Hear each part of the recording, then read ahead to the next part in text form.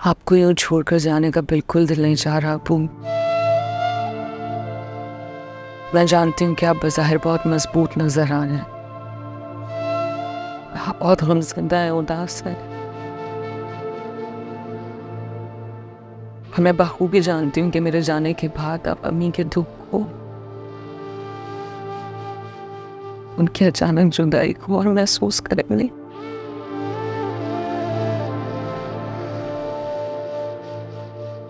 मौत एक कटल हकीकत है मेरी बच्ची। हर आदमी को इसका मजा चखना है, लेकिन अल्लाह की अजीब कुदरत है।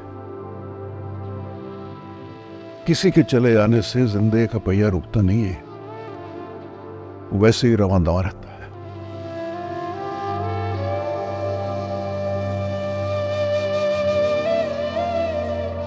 ठीक कह रही हो, तुम्हारी तरह मुझे भी उतना ही गम है, उतनी तकलीफ है, लेकिन अल्लाह की मर्जी है बेटा। इसलिए मैं चाहता हूं कि ये गम तुम्हारी जिंदगी की रवानी में कोई किसी किस्म का खलल ना बने।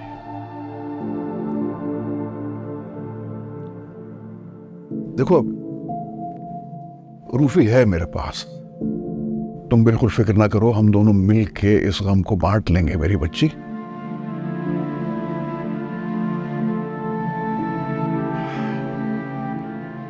ये बताओ, वो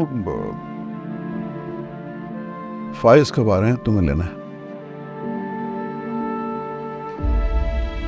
कल आएंगे अब, वो भी बहुत मसरूफ है, पढ़ाई के साथ साथ ऑफिस के मामलात भी देख रहे हैं।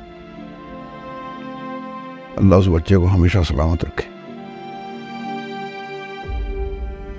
उसका एहसान तुम्हें जिंदगी भर नहीं भूल सकता। जिन हालात पे उसने तुम्हारा हाथ पकड़ा, तुम्हें इज्जत देके अपने घर ले गया, मैं उसका दिया सारी जिंदगी नहीं दे सकता।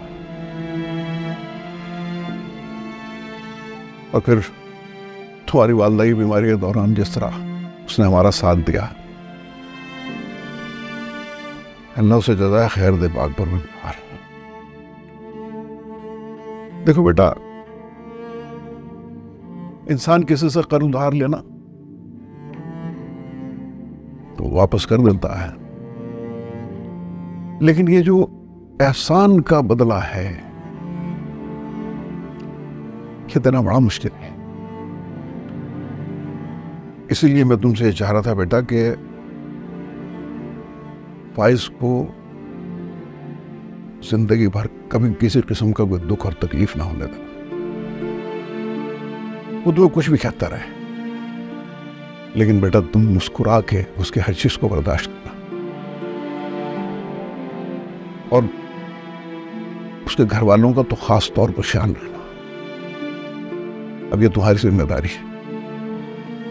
देखो अरीम, मर्द के कांधों पे बहुत से रिश्तों का इकट्ठा बोझ होता है, और उन सब के साथ उसे इंसाफ करना होता है।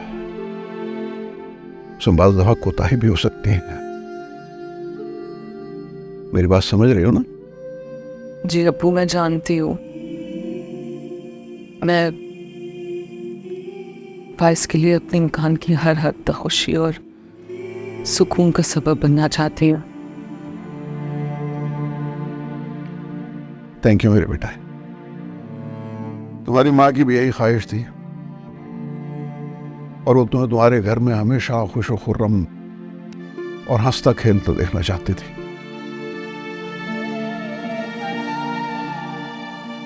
अब देखो, कल फाइज आ रहे हैं ना बेटा, तुम तैयारी कर लो, उनके साथ अपने घर जाओ, वहां तुम्हारी बहुत जरूरत थी बेटा, और वही तुम्हारा घर है।